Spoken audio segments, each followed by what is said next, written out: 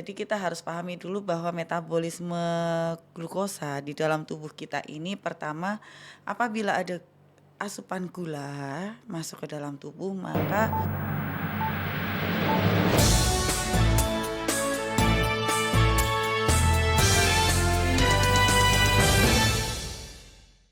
Halo Sobat Menur, jumpa kembali dengan saya Ella Titis Wahyuniansari di Detak Detik Podcast Rumah Sakit Menur.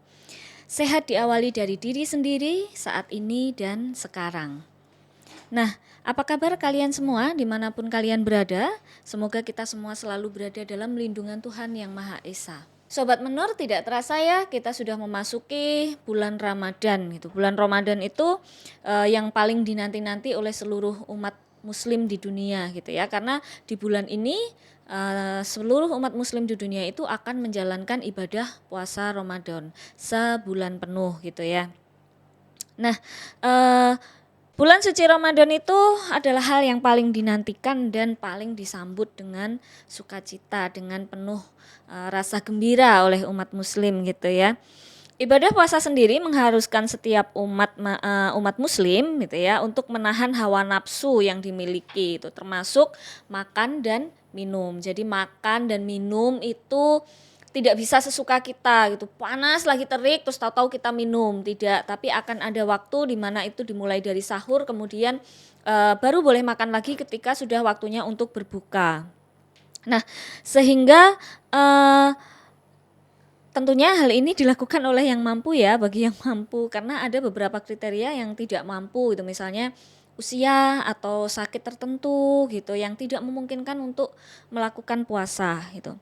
Nah, sebenarnya nih puasa sendiri itu bagus loh gitu ya, karena juga banyak artikel yang kita dapatkan kan, bisa kita baca referensi yang kita dapatkan gitu, bahwa puasa sendiri itu sebenarnya bagus untuk tubuh dan banyak manfaatnya untuk diri kita gitu. Namun pada beberapa kondisi fisik seperti tadi yang saya sampaikan, diperlukan beberapa persiapan. Jadi nggak serta-merta, oh iya puasa gitu.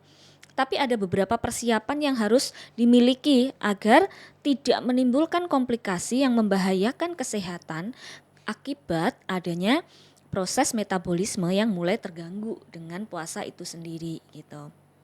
Nah, ini yang paling sering kali kita lihat ya, kita temui bahwa karena kita berpuasa itu menahan lapar dan haus, sehingga ketika kita berbuka, nah kita jadi kalap, kita jadi lapar mata gitu ya. Kayak balas dendam gitu, jadi tadi kan aku nggak boleh makan ini, tadi kan aku berpuasa penuh seharian gitu, jadi ini berbuka nih waktunya aku makan gorengan, nah ya apalagi kolak gitu ya, yang manis-manis es kelapa muda dikasih esnya yang banyak, bukan kelapa mudanya yang salah, tapi porsinya, bagaimana kita membagi porsinya itu mungkin ya. Nah, dengan begitu kita ada muncul pertanyaan nih. Sehingga ketika kita berpuasa itu bagaimana dengan para penderita diabetes ataupun gangguan fungsi ginjal. Nah, padahal kita kan tidak boleh minum tuh dari pagi sampai siang. Pada penderita fungsi ginjal, dia pasti membutuhkan air mineral gitu ya, asupan mineral gitu dalam tubuhnya gitu. Nah, jadi bagaimana nih, boleh nggak penderita diabetes dan gangguan fungsi ginjal itu berpuasa? Atau ya udah nggak usah, nggak apa-apa kok gitu. Jadi harus bagaimana gitu ya. Nah, untuk hal tersebut mungkin juga sudah banyak kita dapatkan ya, yang ulasan-ulasan mungkin atau jurnal atau apa yang kita dapatkan dari internet. Dengan mudah sekarang kita bisa mendapatkan informasi itu dari internet. Apa sih yang nggak bisa kita dapatkan dari internet? Hanya saja, terutama saya pribadi, ketika saya mendengarkan dari ahlinya secara langsung dan saya membaca, itu saya lebih mudah ketika menerima langsung dari ahlinya. Kenapa? Pertanyaan itu akan bisa langsung terjawab gitu ya. Nah, karena itulah saat ini kita sudah bersama dengan Dr. Rosita Rahmawati Baskoro, spesialis penyakit dalam. Ya, dokter, selamat pagi. selamat pagi Mbak Ella. Apa kabar, Dok? Alhamdulillah baik. Puasanya gimana? Masih full? Puasanya full. Semoga full ya, Dok. Alhamdulillah. Pengennya full 1 bulan, tapi mungkin nggak ya, Dok ya? Full 1 bulan. Oke, dokter. Hari ini Dokter Rosita khusus hadir untuk membahas banyak pertanyaan seputar penderita diabetes dan gangguan fungsi ginjal terkait dengan kesiapan untuk berpuasa atau boleh nggak sih para penderita itu untuk berpuasa gitu ya dok ya. Gimana nih dok, kita bisa ya dok sharing tentang ini? Boleh, bisa, yuk. Oke, terima kasih banyak dok. Ini, wah dokter Rosita terima kasih banyak loh sebelumnya sudah meluangkan waktunya di tengah-tengah sibuknya tuh ya. Karena dokter Rosita juga berpraktek di Rumah Sakit Menur, dokter spesialis penyakit dalam gitu. Yang pasti juga banyak pasiennya ya dok ya. Amin. Amin. Oke dokter, mungkin kita mau mendengarkan dulu nih dok. Dokter bisa menjelaskan dulu nih bagaimana sih kondisi pasien dengan diabetes dan gangguan fungsi ginjal. Oke, jadi ini ada dua kondisi ya Mbak Ella ya. Jadi pertama saya jelaskan dulu yang penderita diabetes. Diabetes itu kan nama lainnya kencing manis ya. Artinya pasien-pasien dengan diabetes ini kelebihan kadar gula atau glukosa di dalam darahnya. Kenapa kok bisa seperti itu? Jadi kita harus pahami dulu bahwa metabolisme glukosa di dalam tubuh kita ini pertama apabila ada asupan gula masuk ke dalam tubuh maka dia akan ditangkap oleh hormon namanya insulin. Hormon insulin ini diproduksi oleh organ namanya pankreas di ulu hati sini. Nah, kemudian hormon insulin ini akan menangkap si glukosa ini, kemudian dia akan mengantarkan ke reseptor atau sel penerima di organ-organ tubuh yang lain kayak di otot, di otak, atau di organ lain yang membutuhkan glukosa sebagai sumber energinya. Nah, itu kemudian ditangkap oleh reseptor ini, kemudian supaya glukosa ini bisa dimanfaatkan di organ tersebut. Prinsip gampangnya seperti itu ya. Kenapa pada pasien diabetes itu berarti ada dua tipe kita ya, diabetes tipe 1 sama diabetes tipe 2, ada juga diabetes tipe lain, itu yang macam-macam, ada diabetes gestasional atau karena malnutrisi atau yang lain. Nah, perbedaan yang signifikan antara diabetes tipe 1 dan tipe 2 adalah tipe 1 itu biasanya genetik. Bukan diturunkan ya, tapi genetik. Artinya ada suatu mutasi atau gangguan secara genetik pada pasien tersebut yang menyebabkan organ pankreas ini tidak mampu memproduksi hormon insulin dalam jumlah yang cukup. Sehingga terapi pada pasien diabetes tipe 1 ini mutlak membutuhkan suntik insulin dari luar. Nggak bisa dengan obat-obatan saja. Itu DM tipe 1. Sedangkan DM tipe 2 itu dia mayoritas yang DM tipe 1 itu mayoritas dia timbulnya di masa-masa kecil. Anak-anak, sudah anak-anak atau remaja seperti itu sudah muncul. Sedangkan diabetes tipe 2 itu basicnya dia adalah penyebabnya karena gangguan reseptor. Jadi sel penerima yang di organ kayak otot, otak, dan yang lain ini dia yang kurang sensitif dalam mengenali insulin dan glukosa. Sehingga walaupun banyak sekali glukosa di dalam darah atau walaupun jumlah insulinnya sudah cukup, tetap dia tidak bisa mengenali sehingga insulin dan glukosa ini tidak bisa masuk ke dalam organ yang menggunakannya untuk sebagai energi sehingga akibatnya insulin dan glukosa ini akan tetap melayang-layang atau beredar di darah sehingga kadarnya akan tinggi. Pada prinsipnya seperti itu. Walaupun pada diabetes tipe 2 itu seiring dengan bertambahnya usia, otomatis pankreas ini kan semacam pabrik ya. Pabrik insulin. Pabrik itu ada mesinnya. Semakin tua usianya mesin, otomatis kapasitas produksinya semakin turun ya. Otomatis jumlah insulin yang diproduksi juga akan semakin sedikit seiring dengan bertambahnya usia. Maka pada pasien-pasien diabetes tipe 2 itu kenapa kok munculnya kebanyakan saat Usia. Lanjut ya. Usia lanjut. Ya, usia senior ya. Iya. Itu karena waktu muda mungkin walaupun si reseptornya ini nggak sensitif, tapi jumlah insulinnya masih banyak. Jadi kayak dia dibombardir, akhirnya dia tangkep. Tapi kalau sudah usia tua, udah reseptornya nggak sensitif, jumlah insulinnya sedikit, sehingga akibatnya glukosa ini walaupun banyak di dalam darah tidak bisa dimanfaatkan oleh organ targetnya sebagai sumber energi, contohnya otot, otak dan segala macamnya itu. Itu prinsipnya diabetes.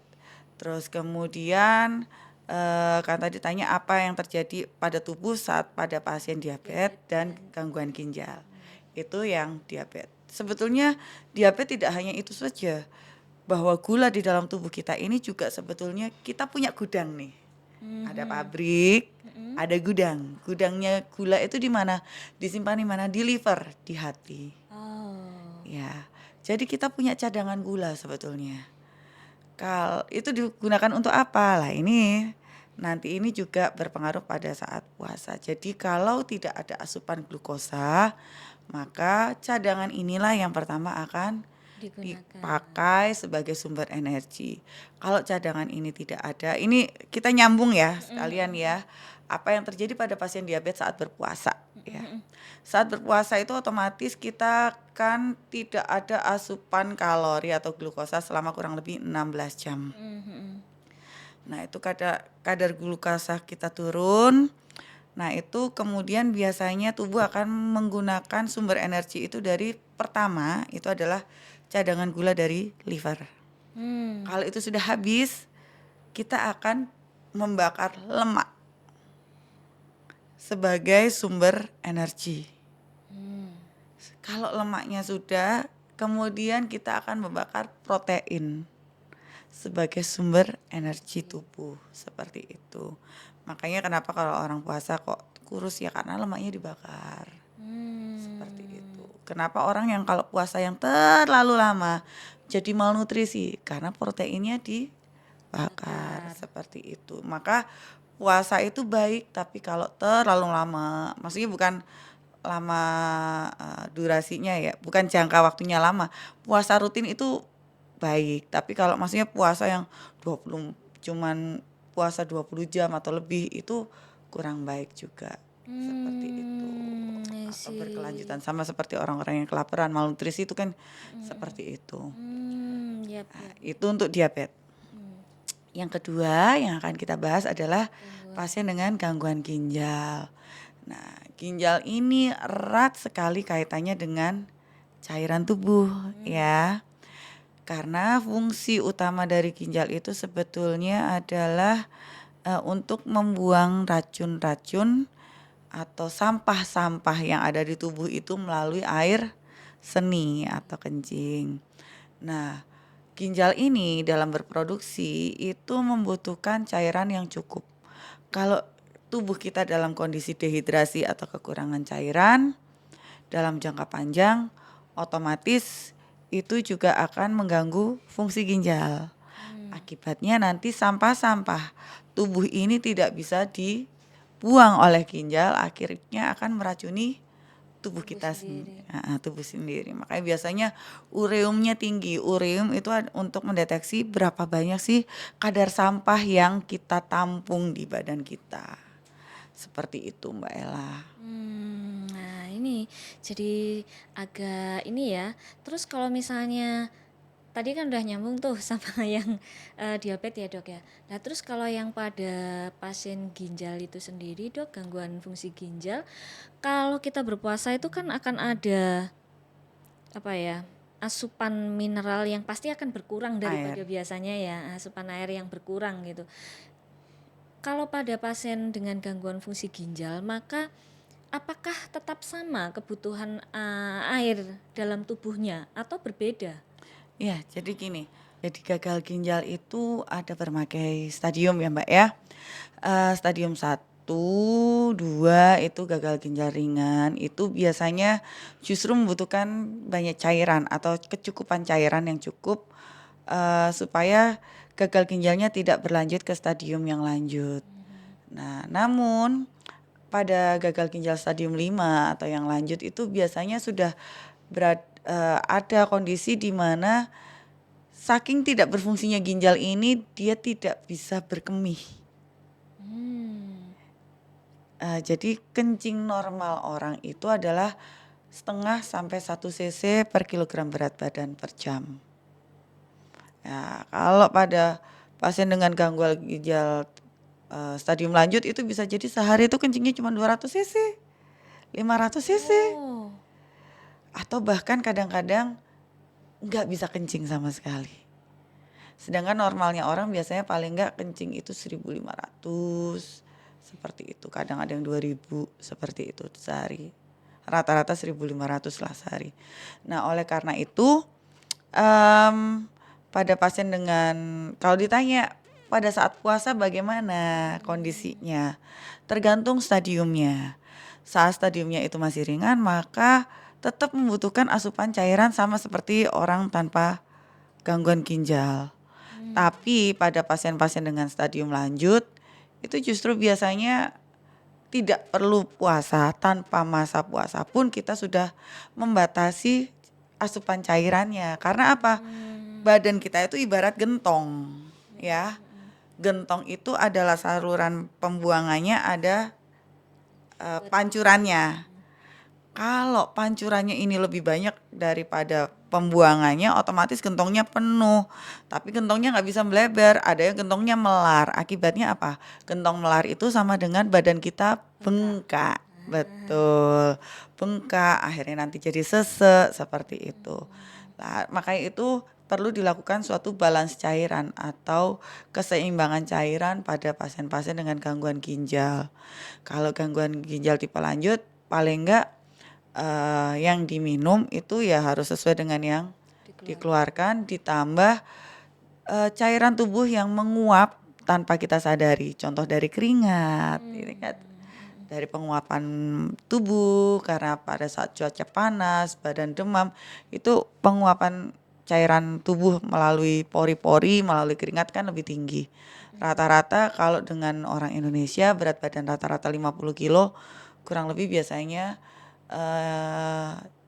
kita sebut insatiable water loss. Jadi kehilangan cairan yang tidak dirasakan, yang tidak kita ketahui itu kurang lebih 500 cc sehari gitu. Jadi kalau kencingnya itu bisa 500, berarti minumnya bisa kurang lebihnya 1.000 sehari, seperti itu.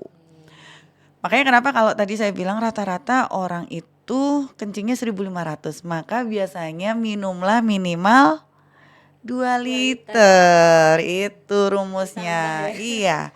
Jadi asal muasalnya kenapa ketemu minum minimal 2 liter per hari, itu asal muasalnya dari situ. Oh. Gitu. Itu paten atau? Tentu tidak, tergantung kondisi dari masing-masing orang, tergantung berat badan juga. Iya. Kalau orangnya kecil mungil, kemudian nggak banyak aktivitas, kebutuhan cairannya nggak terlalu banyak.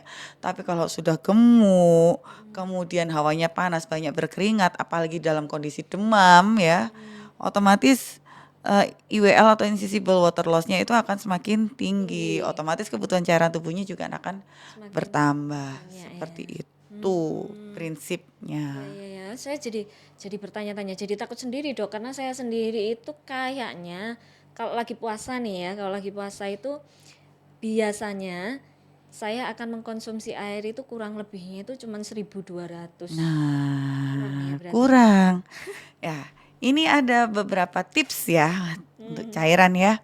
Jadi bagaimana cara memenuhi cairan tubuh itu supaya bisa tetap minimal 2 liter dalam masa puasa. Nggak mungkin kan kita langsung glonggong gitu kayak sapi glonggongan langsung minum banyak kan kembung ya. Jadi biasanya ada rumus 2-4-2. 2-4-2. Apa yuk?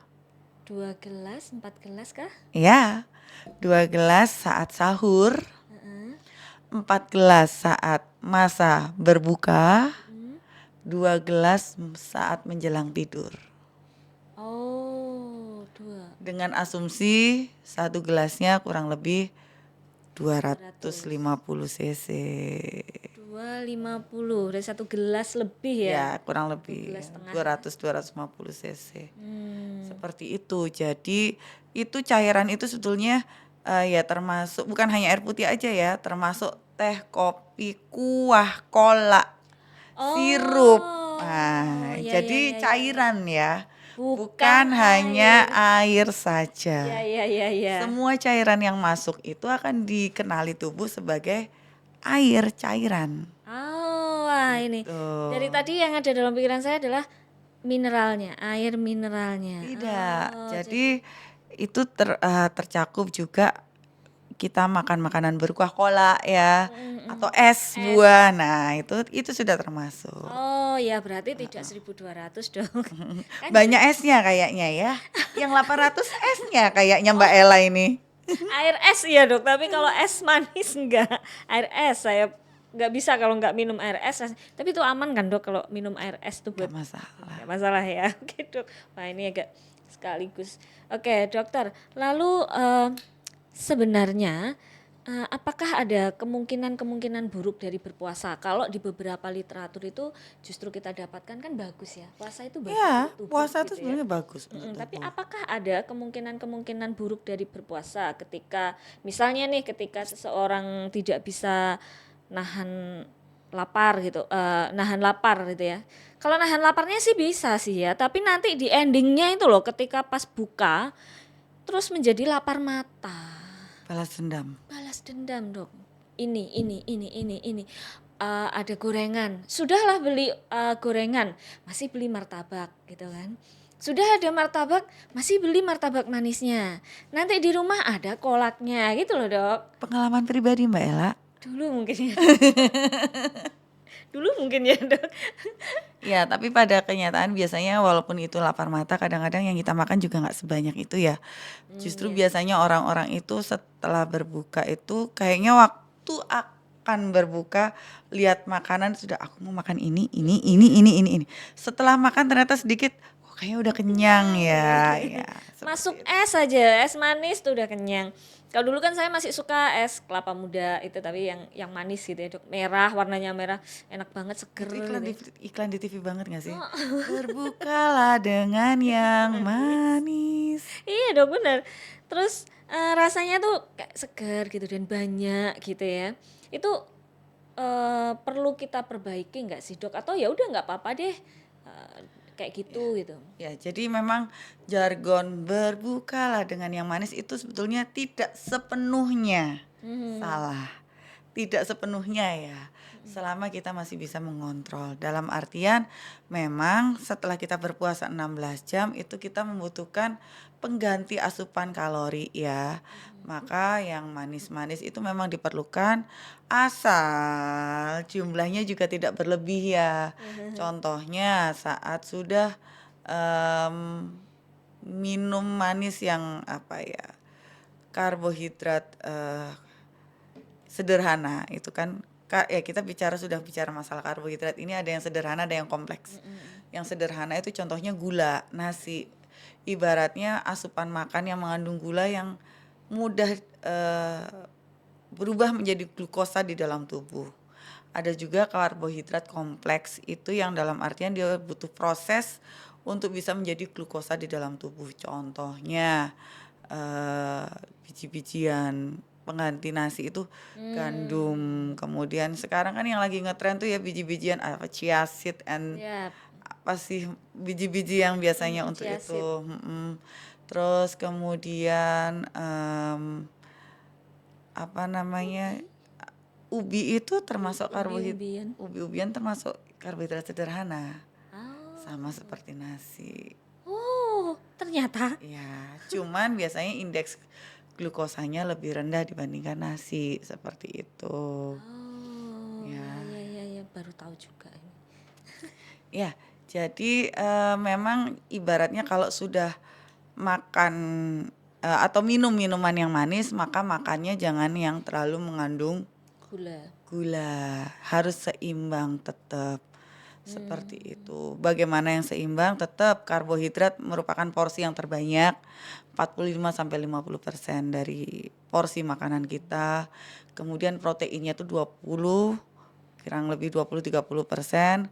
Kemudian sisanya serat berupa sayur, Buah. buah, seperti itu. Kalau minum tadi kita sudah bahas ya, Ah, 2, iya, iya. 4, 2. 2.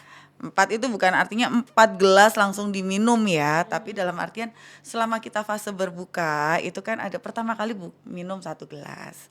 Kemudian setelah Semakin takjil mungkin minum 1 gelas. Nanti kan maghrib ya. Terus habis itu kan makan besar sebelum taraweh tuh. Nah itu 2 gelasnya. Kemudian nanti setelah Hmm, taraweh kan sudah lumah-lumah mau tidur mungkin jam 9 baru 2 gelas lagi. Seperti itu. 2, Jadi 4, 2. ya, jadi dicicil gitu. Kalau saya kebiasaan gini, karena saya kan nggak pernah sahur. Nah itu nggak tahu bagus nggak ya? Ah, nggak boleh dong. Nggak bisa dong, bukan nggak, iya kebiasaan. Setidaknya ada asupan susu mungkin. Lah itu susu termasuk loh cairan. Ya kalau semoga saya doyan susu ya dok ya. Tapi saya biasanya kalau sahur itu minum air putih itu 1 botol yang 460 Ah, itu sudah itu. cukup Itu ya. kan ya. Terus nanti pas buka itu mungkin ya segitu tapi bisa nambah gitu. Cukup kan dok ya, Ya, nggak berlebih ya berarti. Air bukan mineralnya, airnya itu. cairan. Cairannya ya. Oke dek, dok, nggih baik. Eh, oke.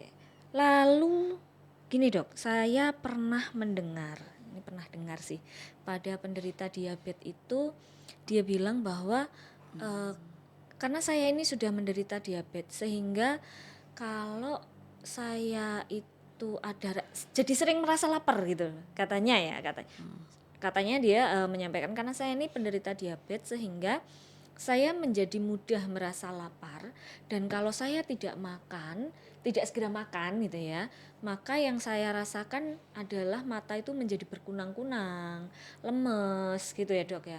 Nah, apakah benar penderita diabetes akan merasakan hal seperti itu? Kedua, kalau memang seperti itu, lalu bagaimana dia bisa menjalani puasanya dok? Oke. Jadi begini, ini kita bicara pada pasien diabetes. Kondisi-kondisi yang disebutkan Mbak Ella tadi, mata berkunang, badan lemas, mungkin kadang-kadang ada keringat dingin, rasanya kayak mau pingsan, itu adalah tanda-tanda hipoglikemi atau kadar gula yang turun drastis, ngedrop di bawah 80. Nah, memang kalau pada kondisi seperti itu harus segera diberi asupan gula, entah makan, entah minum manis, entah ngemut permen, itu iya. Tapi kalau apakah semua penderita diabetes itu selalu mudah lapar? Enggak juga. Apakah semua penderita diabetes itu maka tidak bisa berpuasa? Enggak juga. Pada kondisi apa sih pasien diabetes itu bisa berpuasa? Kan pertanyaannya gitu Iya, ya. iya, gimana dok? Satu, kondisi gulanya terkontrol. Tidak terlalu tinggi sekali, tidak tidak gampang hipo atau gula darahnya rendah. Udah. Kenapa kok gula darah tinggi sekali itu tidak boleh? Karena kalau kadar gulanya tinggi itu cenderung dia itu kalau dalam kondisi dehidrasi atau kurang cairan, maka mudah jatuh kepada kondisi KAD, koma asidosis diabetikum. Jadi pingsan pasiennya. Kemudian nafas cepat, seperti itu, ya itu gulanya perlu diturunkan dengan cepat, perlu dikasih rehidrasi cairan seperti itu.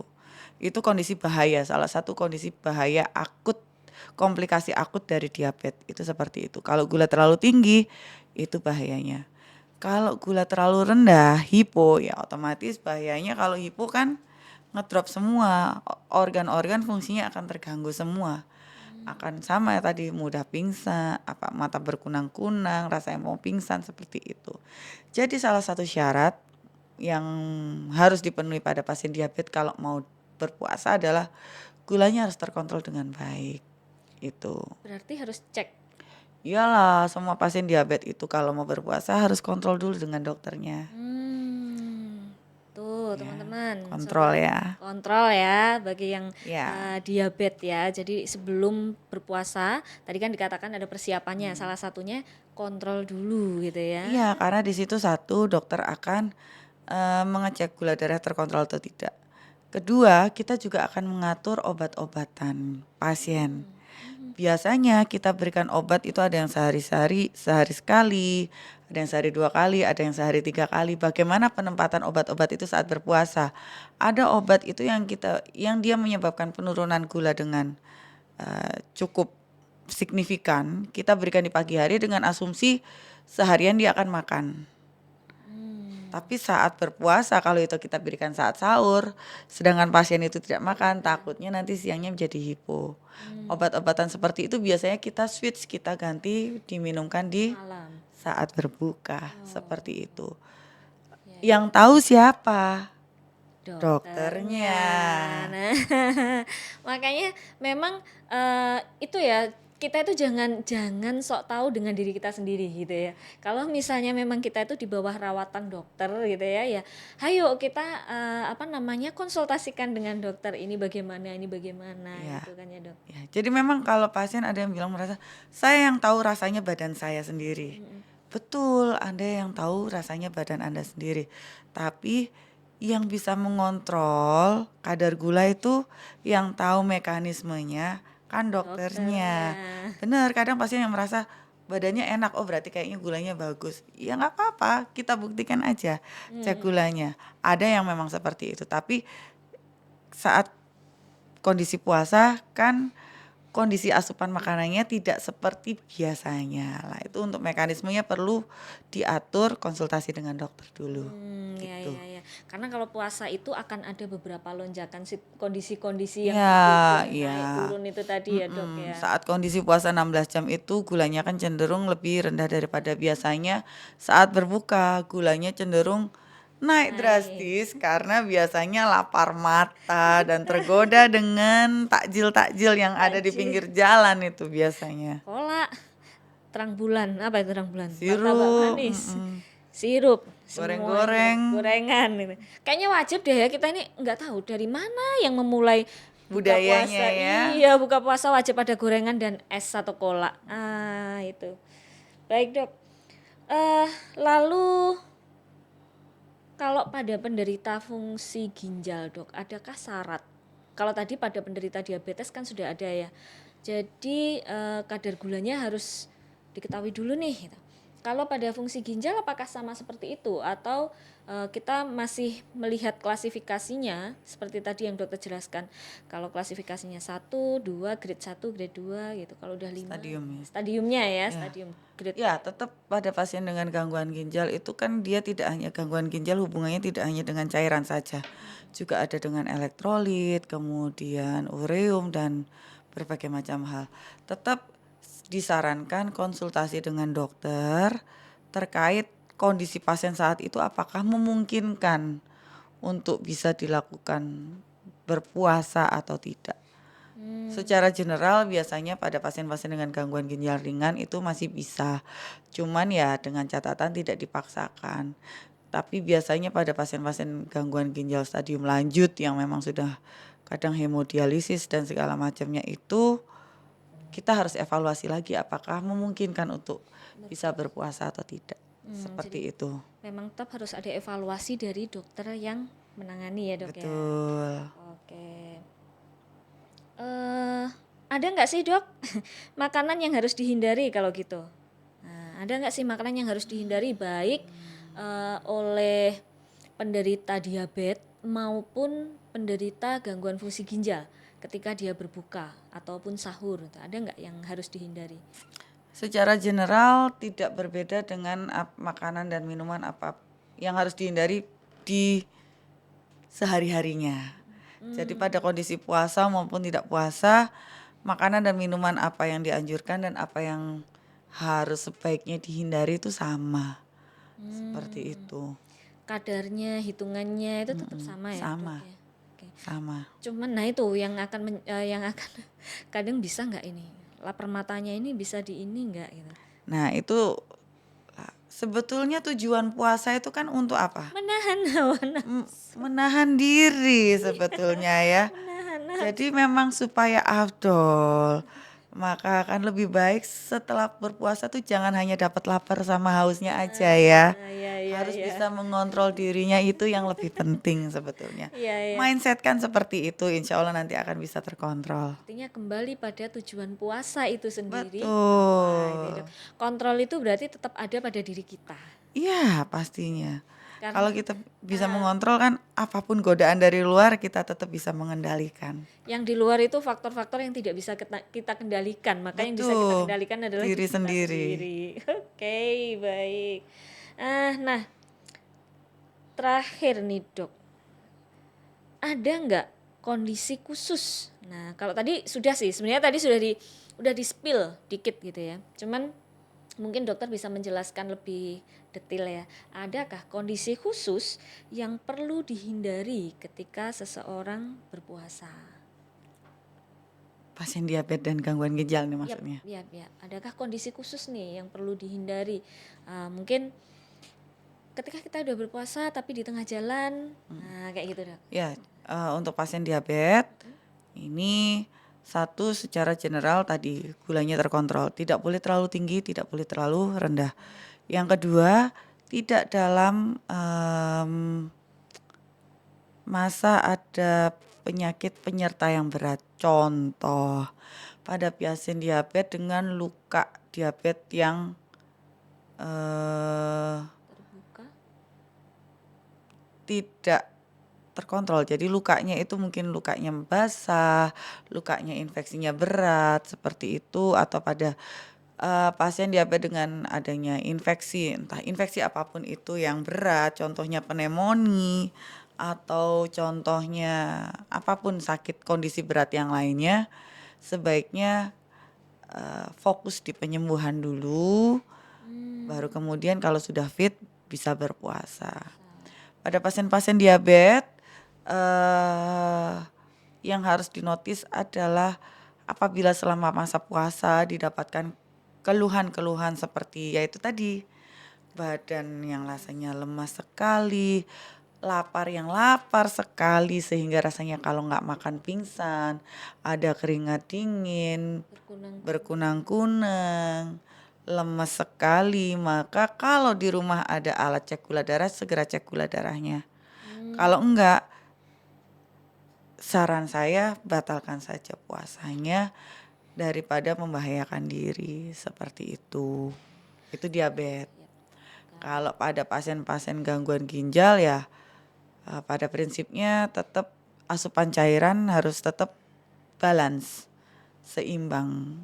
Kuncinya ada balance cairan, keseimbangan cairan tubuh antara yang in dan out seperti itu. Ada nggak makanan yang harus dihindari oleh penderita ginjal, gangguan ginjal? Pada prinsipnya secara normatif ya makanan-makanan yang berpengawet dan segala macamnya. Dan tergantung kondisi masing-masing ya. Gangguan ginjal karena apa?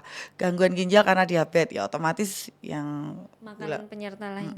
harus dihindari. Gangguan ginjal karena darah tinggi ya sudah yang menyebabkan darah tinggi ini harus dihindari. Gangguan ginjal karena ada batu. Ya, batunya apa? Contohnya batunya asam urat. Ya, kemungkinan asam uratnya tinggi. Ya, berarti hal-hal yang dapat meningkatkan asam urat tinggi yang makanan-makanan yang mengandung purin, contohnya seafood, santan, jeroan, itu harus dihindari. Melinjo. Ya, melinjo, kacang-kacang. Ya ampun enak banget loh kacang-kacangan ini. Iya, itu enak. Melinjo itu ya. Melinjo. Oke dok, luar biasa ini banyak betul yang bisa kita dapatkan hari ini ya dengan Dokter Rosita. Terakhir deh dok, closing statement dok, apa nih terakhir nih?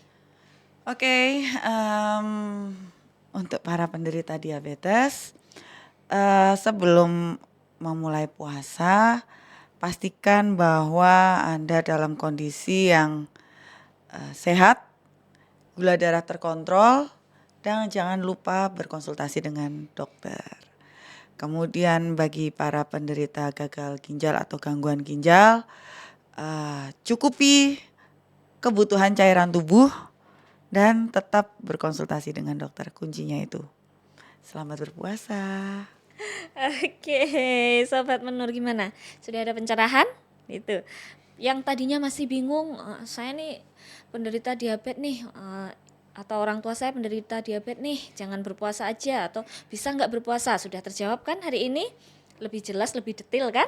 Nah, itu makanya kita ini nggak kerasa sudah 1 jam gitu ya, hampir 1 jam kita menghabiskan waktu berbincang dengan Dokter Rosita gitu. Nah, terima kasih banyak Dok atas waktunya. Sama-sama Mbak Ella. Semoga lain kali kita bisa ngobrol kembali dengan tema yang tidak kalah menarik dan syarat dengan edukasi gitu ya. Dengan Edukasi senang dan hati. informasi. Terima kasih banyak Dokter. Ya. Selamat pagi. Selamat pagi. Terima kasih Sobat Menor yang sudah bergabung. Sampai jumpa di lain waktu di Detak Detik Podcast Rumah Sakit Menur. Sampai jumpa teman-teman. Tetap sehat jiwa dan raga. Dah.